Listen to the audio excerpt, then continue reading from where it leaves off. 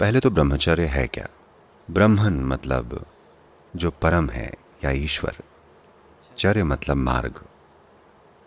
जो परम के मार्ग पर है या जो ईश्वर के रास्ते पर है, एक ब्रह्मचारी है। जो ईश्वर के रास्ते पर है का मतलब है, देखिए, आखिरकार हर कोई आनंद की खोज में है ना? जाने या अनजाने में। हाँ या ना? हाँ। क्योंकि आपको आनंद नहीं मिला तो आपने सुख से काम चला लिया। सुख आनंद नहीं है। सुख बस आनंद की परछाई भर है। ये सुंदर है, लेकिन ये बहुत सीमित है। जब भी आप खुद को सुख में लगाते हैं, अगर आपको सुख लेना है तो सुख के लिए आपको किसी इंसान की या किसी चीज की जरूरत पड़ती है कि नहीं? Yes. जितना आप सुख की गहराई में जाते हैं, उतनी ही गहराई से आप उस इंसान या उस चीज से बंध जाते हैं। हाँ? मान लीजिए ये चीज या ये व्यक्ति आपसे ले लिया जाए तो आप टूट जाएंगे, है कि नहीं? अगर आपका सुख के साथ बड़ा गहरा जुड़ाव है तो वो चीज या वो इंसान जिससे आपको सुख मिलता है आपसे ले ली जाए तो आप टूट नहीं जाते। तो आपका अस्तित्व एक बड़ा बंधन बन जाता है। बंधन कोई ऐसी चीज नहीं है जिसका कोई मजा लेता है। आपके अंदर कुछ ऐसा है जो हमेशा हर एक बंधन से मुक्त हो जाना चाहता है ना? लेकिन अगर आप सुख खोजने में लग गए तो आप खुशी खुशी अपने आप ही ऐसी सीमाएं बना रहे हैं जिन्हें आप पार नहीं कर सकते। बुरी लगने वाली सीमाओं को आप तोड़ सकते हैं, है कि नहीं? अच्छी लगने वाली सीमाओं को आप नहीं तोड़ सकते, है ना? अपनी बहुत सारी जंजीरों पर आपने सोने का पानी चढ़ा रखा है और आप उन्हें गहनों की तरह पहनते हैं कि नहीं? अपनी सीमाओं का आप जश्न मनाते हैं। एक बार आप अपनी सीमाओं का जश्न मनाने लग गए तो फिर उनसे मुक्त होने का कोई रास्ता नहीं है। तो ब्रह्मचर्य का मतलब है कि आप ईश्वर के रास्ते पर हैं। इसका मतलब है कि इस तरफ पहला कदम यह है कि आप अपने स्वभाव से ही प्रसन्न हैं। जब भी आप बहुत खुश या आनंदित होते हैं, आपने देखा है, ऐसा लगता है कि आपको किसी चीज़ की ज़रूरत नहीं है। हाँ? किसी एक दिन जब आप बहुत खुश होते हैं, अगर आप खाना ना खाएं, सोएं ना, कोई फ़र्क नहीं पड़ता, होता है ना? अगर आप ना खुश हैं तो हर चीज़ बढ़िया होनी चाहिए। आप दुनिया में हर चीज़ के बारे में शिकायत करते हैं, है कि नहीं? जब आप सच में आनंदित होते हैं तो देखिए, ये आपको मुक्त कर देता है। जब आप नाखुश होते हैं तो हर चीज़ महत्वपूर्ण होती है। हर चीज़ एक विशेष तरीके से होनी चाहिए। हर चीज़ के लिए आप शिकायत करते हैं। नाखुश लोग हमेशा शिकायत करते हैं। खुश लोगों के साथ काम करना, उनके साथ होना हमेशा आसान होता है, क्योंकि जब आप खुश होते हैं तो कुछ और मायने नहीं रखता। हर चीज़ लचीली होती है। तो आज़ादी किस में है? आनंद आज़ादी है या सुख आज़ादी है? साफ है, आनंद आज़ादी है कि नहीं? तो आप देख रहे हैं कि प्रसन्न कैसे रहा जाए। अगर आपने इसे बाहर ढूंढा तो आप अपने आप सुख खोजने वाले बन जाएंगे। आनंद का स्रोत तो वैसे भी आपके अंदर है। जब भी आप खुश थे तो खुशी आपके अंदर महसूस हुई थी या ये बाहर से आप पर बरसी थी? ये हमेशा आपके अंदर होती है कि नहीं? तो अगर खुशी का स्रोत आपके अंदर है तो इसे बाहर खोजना एक बेवकूफ़ी भरा काम है। हाँ? होता यह है कि खुशी का स्रोत आपके भीतर है। बस आनंद पाने के लिए आप बाहरी चीज़ों का इस्तेमाल करते हैं, या दूसरे शब्दों में आपका आनंद धक्का मारकर स्टार्ट होता है। क्या हम इसे सेल्फ स्टार्ट बना लें? आपको नहीं चाहिए। अगर आपने अपने आनंद को सेल्फ स्टार्ट बना लिया है तब आप एक ब्रह्मचारी हैं। अब आप ईश्वर के रास्ते पर हैं। आप अपने स्वभाव से ही आनंदित हैं। क्या यहाँ के सारे ब्रह्मचारी ऐसे बन गए हैं? हो सकता है नहीं, लेकिन इरादा यही है। वो इस तरफ काम कर रहे हैं। इस तरफ काम करने के लिए आपको एक स्थान और समय चाहिए होता है, आपका अपना, जिसमें आपको अपने जीवन में दूसरी चीज़ें हैंडल न करनी पड़ें। इसलिए उन्होंने जीवन जीने का एक ख़ास तरीका चुना है। अभी कल हम लोग ऊपर पहाड़ पर गए थे। सिर्फ अपने शरीर का भार लेकर ऊपर चढ़ने में आप में से कई लोगों के पैर कांपने लगे थे, है कि नहीं? मान लीजिए आप अपने कंधे पर 4 लोगों को बैठाकर ऊपर चढ़ना चाहते हैं। आप में से कितने लोग ऊपर पहुंच पाएंगे? आप में से ज़्यादातर नहीं पहुंच पाएंगे, है कि नहीं? इसीलिए ब्रह्मचर्य। आप समझे?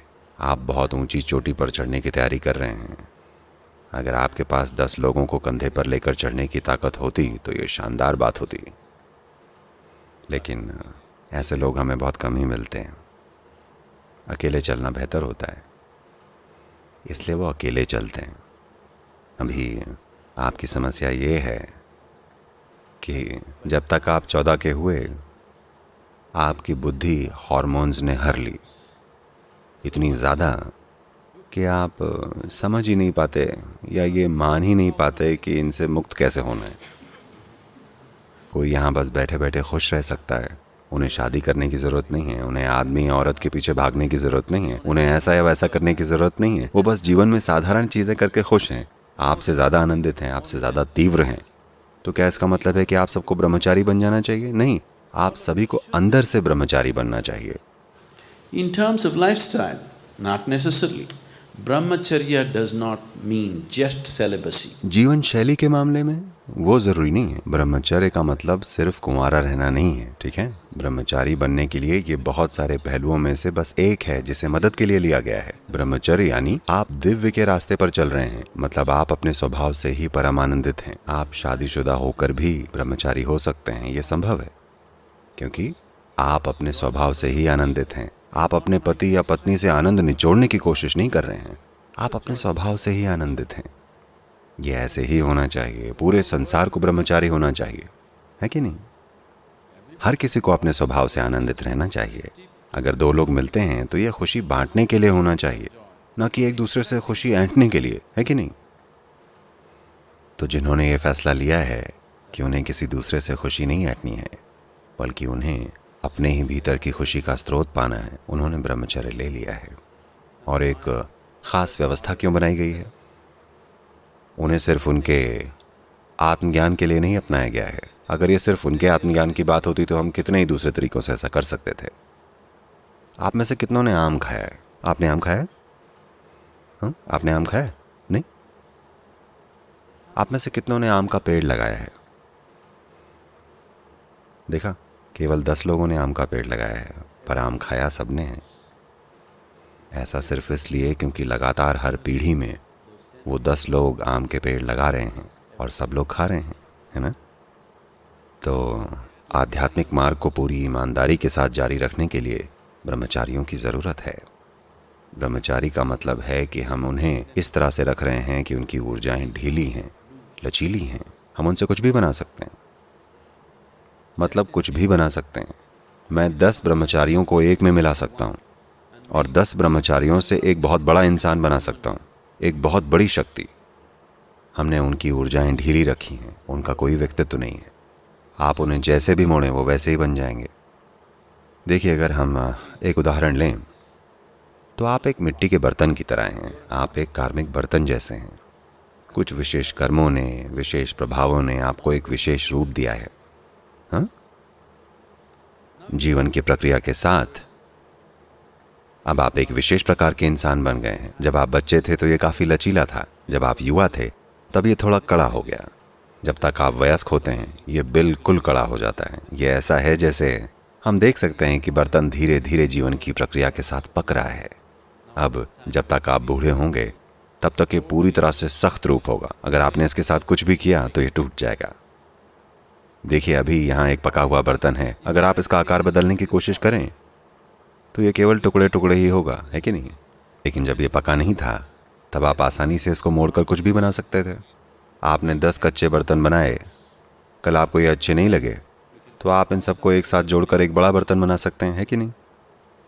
अब हम पके हुओं को कच्चा बना रहे हैं। हम उन्हें उस अवस्था तक कच्चा बना रहे हैं जहां वो बहुत लचीले हो जाएं। हम उन्हें कोई भी आकार, कोई भी रूप दे सकते हैं। तो ब्रह्मचारी उस तरफ काम कर रहे हैं।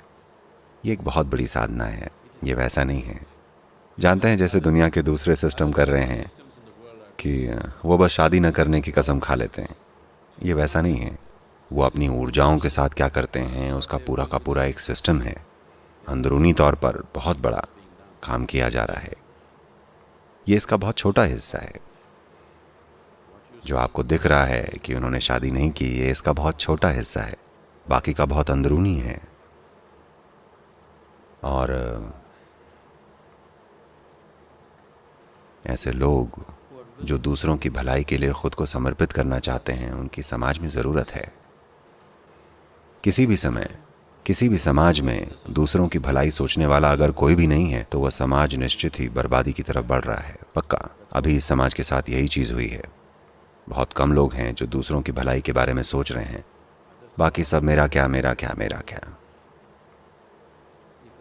अगर कुछ प्रतिशत लोग अपनी भलाई से परे सोच रहे हैं, सिर्फ तभी समाज संतुलित और स्थिर रहेगा, नहीं तो समाज बस बर्बाद होता चला जाएगा। क्या यह महत्वपूर्ण नहीं है कि कुछ लोग हैं जो अपनी भलाई, अपने जीवन के बारे में नहीं सोचते हैं, वो देखते हैं कि ये सब दूसरों के लिए कैसे संभव हो। तो आध्यात्मिकता की प्राचीन शुद्धता बनाए रखने के लिए और इसे पीढ़ी दर पीढ़ी प्रसारित करने के लिए ब्रह्मचारी भविष्य के लिए एक निवेश हैं। एक छोटे मूल समूह की ज़रूरत है। सबको ये करने की ज़रूरत नहीं है और न ही हम सबको लेंगे। हर साल ब्रह्मचर्य के सैकड़ों आवेदन आते हैं, हम उनमें से बस 8-10 लोगों को लेते हैं। बहुत सारे गुणों को देखते हुए और तमाम संभावनाओं को देखकर हम हर किसी को नहीं लेते, क्योंकि ये ज़रूरी नहीं है और न ही वो ऐसे बन पाएंगे और न ही वो उतनी साधना कर पाएंगे जिसकी ज़रूरत है या जो उनसे अपेक्षित है। आपका अस्तित्व लचीला और जागरूक बनना चाहिए, जिससे आप खुद को किसी भी तरह का बर्तन बना सकें। क्या ऐसी आज़ादी अच्छी चीज़ नहीं है?